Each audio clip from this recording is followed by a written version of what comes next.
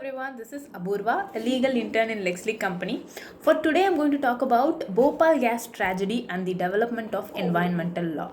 So, Bhopal gas tragedy was a deadly disaster which took place in Bhopal, India, leaving behind thousands dead and thousands other maimed for life. So, this is considered as one of the most horrific and lethal industrial disasters.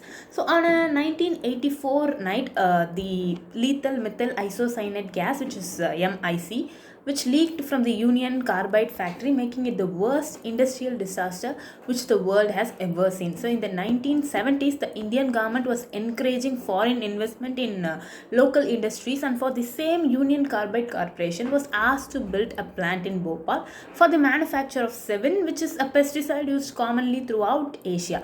So, the government of India itself had a 22% stake in the company's subsidiary Union Carbide India Limited.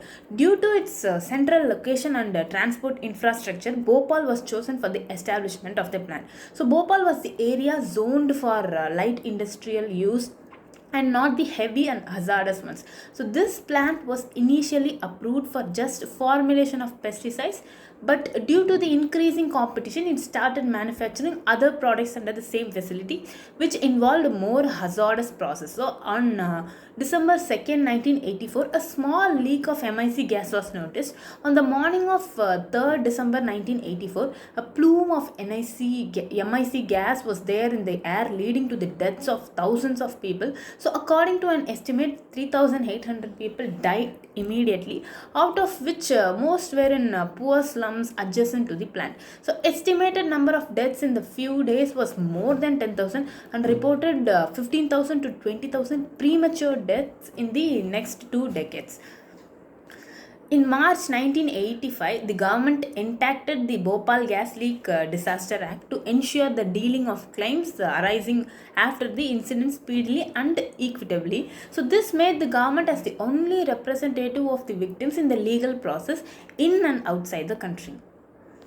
So, as after the breathtaking tragedy, the Indian government passed and implemented the Environment Protection Act of 1986 under Article 253 of the Indian Constitution. So, its purpose was to implement the decisions of the UN Conference on the Human Environment of 1972 to provide protection to an improvement of environment and prevention of hazardous humans, plants, or other living creatures. So, this act strengthens the regulations on population control and environment protection by hazardous industries. Under the provision of Section 25 of the Environment Protection Act 1986, another set of rules was passed, Hazardous Waste Management and Handling Rules 1989. It includes the management of 18 categories of waste, basically all toxic chemicals for which could be stored in industries and used for different purposes. So, some categories of waste which are included in the ornamental finishing waste containing water, soluble compounds of lead, copper, zinc, etc. So, the environmental impact assessment notification of 1994 includes almost all kinds of activities which could harm the environment in any way. So, through this notification, an impact assessment of any project became mandatory.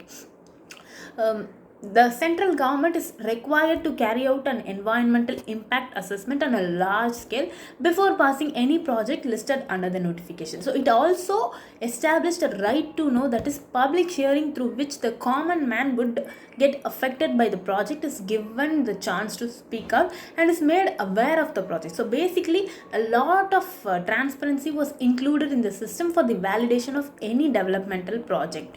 So, the principle of the journey begins of legal principle cannot be easily understood through a case study of a very landmark case, MC Mehta versus Union of India. So, the principle of absolute liability was established by Supreme Court after one more gas leak, though not a major one like Bhopal gas tragedy, in Sriram Fertilizer Factory in New Delhi on 4th December 1985, where the oleum gas was leaked from the burst bursting of the tank containing oleum glass, which was caused by human and mechanical errors and not by any third party. So this concept is of utmost importance today. So Bhopal gas tragedy was an incident which opened the eyes of the legislature and made their attention available to the environment and its protection. Even before this tragedy, such laws as Water Act of 1974 and Air Act of 1981 existed, but Environmental Protection Act provides an umbrella to the central government for the coordination of various states and central authorities established under these previous laws. So therefore, it would not be wrong to state that the state that had the proper legislative framework would have existed, then either just tragedy would have not occurred or the suffering of the people could have been made less.